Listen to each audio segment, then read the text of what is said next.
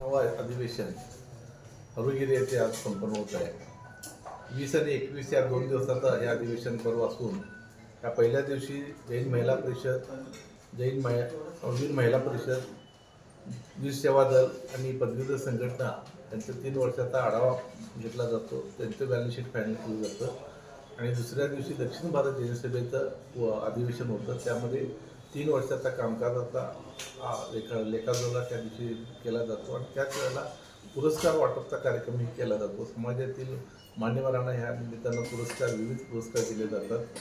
हा सर्व कार्यक्रम उत्तम रावसाहेब पाटील यांच्या स्वागत अध्यक्षतेखाली होत असून दक्षिण भारत जैन सभेचे अध्यक्ष भालचंद्र पाटील यांच्या अध्यक्षतेखाली हा पार पडतो.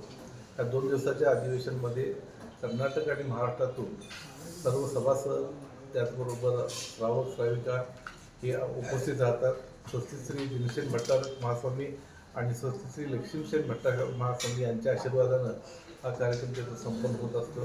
या 2 दिवसाच्या कार्यक्रमामध्ये सर्व समाजांनी तर यावंच, त्याचबरोबर पत्रकारांनी सुद्धा या कार्यक्रमाला उपस्थित राहावं असं या निमित्ताने मी आवाहन करतो.